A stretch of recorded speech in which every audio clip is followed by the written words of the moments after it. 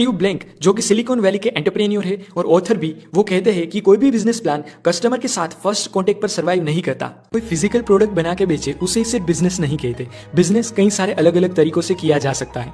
दोस्तों, सफल business mainly दो तरीकों से हो सकता है। एक कि लार्ज ऑडियंस को अपनी प्रोडक्ट या सर्विस कम प्राइस पर बेचो, या तो फिर कम ऑडियंस को अपनी प्रोडक्ट या सर्विस लार्ज प्राइस पर बेचो।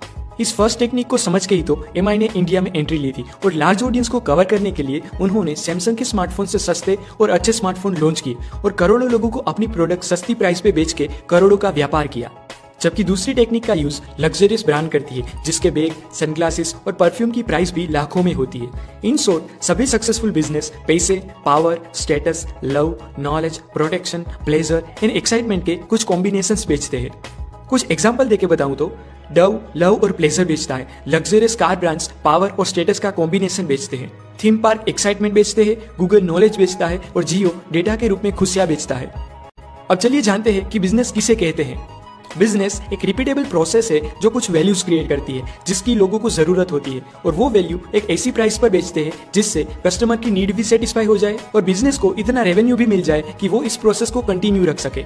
वैल्यू क्रिएशन के बिना बिजनेस नहीं चलता, क्योंकि जब तक आपके पास व्यापार करने के लिए कुछ मूल्यवान ना हो तब तक आप दूसरों के साथ लेन देन नहीं कर सकते। तो चलिए जानते हैं कि हम इंडिया में कितने तरीकों से वैल्यू क्रिएट करके बिजनेस स्टार्ट कर सकते हैं।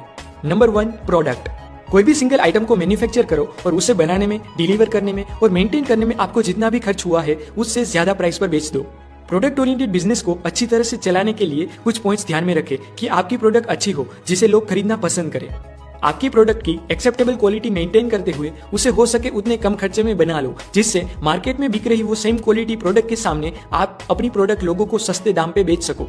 बिजनेस करने का दूसरा तरीका है सर्विस प्रोवाइड करना। आप अपनी यूनिक स्किल को सर्विस बना के लोगों की हेल्प करके उसके बदले में उनसे कुछ फीस चार्ज कर सकते हो। डॉक्टर, लॉयर, अकाउंटेंट्स, ये सब लोगों का बिजनेस टाइप सर्विस बिजनेस ही है। अगर आप सर्विस बिजनेस को स्केलेबल करना चाहते हो तो इस बात का ध्यान रखें कि आपके एम्प्लॉय स्केलेबल हो जो आपके कस्टमर को कंसिस्टेंटली हाई क्वालिटी सर्विस दे सके। नंबर 3 पर है शेयर्ड रिसोर्सेज। आप अपना कोई ड्यूरेबल एसेट तैयार करें और लोगों को उसे यूज करने के लिए उनसे टिकट के रूप में कुछ पैसे चार्ज करें। यहाँ पर मालिक अपने एसेट से रेवेन्यू जनरेट करने के लिए वो एसेट को लोगों के साथ शेयर करता है, इसीलिए इसे शेयर्ड रिसोर्सेज कहते हैं। होटल के रूम्स, रिसोर्ट्स, पब्लिक ट्रांसपोर्टेशन, ये सभी शेयर्ड रिसोर्सेज के ही एग्जांपल्स है। जहाँ पर होटल्स, रिसोर्ट्स, बस एटसेट्रा शेयर्ड रिसोर्सेज रहेंगे तो मालिक की ही, लेकिन आप उसे कुछ पैसे देके वो रिसोर्सेज को कुछ टाइम के लिए अपना बना सकते हो और फैसिलिटीज का मजा ले सकते हो। चौथा है सब्सक्रिप्शन का बिजनेस, जिसमें आप लोगों को कंटिन्यू कोई बेनिफिट्स देते हुए उनसे कुछ पैसे चार्ज करें। नेटफ्लिक्स एंड अमेजॉन प्राइम उसके बेस्ट एग्जांपल्स है कि आप हर महीने या हर साल हमें इतने पैसे दो और हम आपको ये बेनिफिट्स देते रहेंगे। आपके घर पे आ रहे न्यूज़पेपर्स, मैगजीन, इलेक्ट्रिसिटी और दूध वाले का दूध सभी सब्सक्रिप्शन बिजनेस के ही एग्जांपल्स है। इस बिजनेस में आप सभी कस्टमर को अच्छी से अच्छी सर्विस प्रोवाइड करो, जिससे वो लोग ही आपको नए कस्टमर्स ला के देंगे। सब्सक्रिप्शन बिजनेस का एक की पॉइंट है कि आप अपने कस्टमर को विश्वास दिलाइए कि आपका सब्सक्रिप्शन लेके उनको अब इस चीज को लेके टेंशन लेने की कोई जरूरत नहीं है। 5th है रीसेल का बिजनेस। रीसेलिंग के बिजनेस में आप कोई भी चीज होलसेलर से या तो फिर डायरेक्टली मैन्युफैक्चरर से लेके उनको रिटेलर को आपको प्रॉफिट हो उतनी प्राइस पर बेच सकते हो।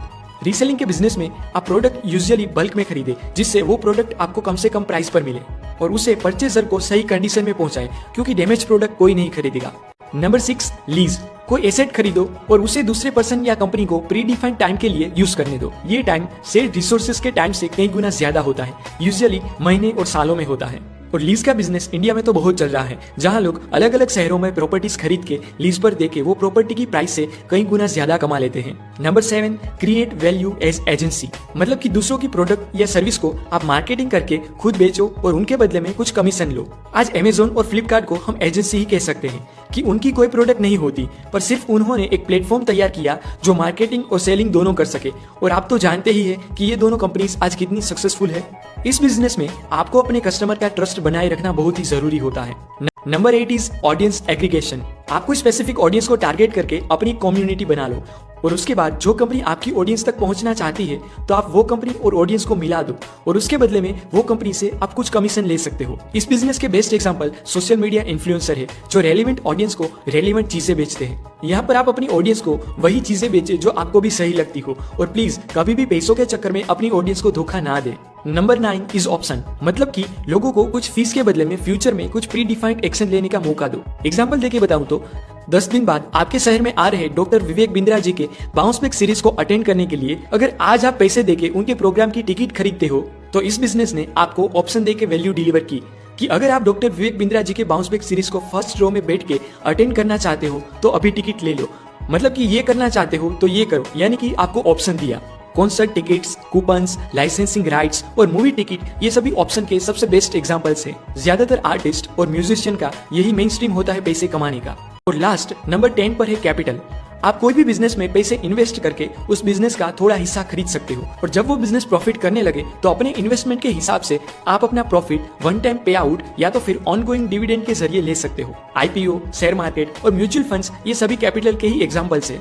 आप अपनी कैपिटल इन्वेस्ट करने से पहले उस कंपनी का एस्टिमेट निकाल ले कि अभी वो कितनी वैल्यूएबल है और फ्यूचर में वो कितनी वैल्यूएबल एंड प्रॉफिटेबल होने वाली है, जिससे आप सही कंपनी को चूज कर सको। तो ये 10 तरीकों से वैल्यू डिलीवर करके आप इंडिया में बिजनेस स्टार्ट कर सकते हो। पर बिजनेस कोई भी हो, उनके कुछ प्रिंसिपल्स होते हैं जिससे वो प्रिंसिपल को इम्प्लीमेंट करने वाली कंपनी लोगों में छा जाती है। तो चलिए जानते हैं लोगों में छा जाने वाले बिजनेस के कुछ गोल्डन प्रिंसिपल्स।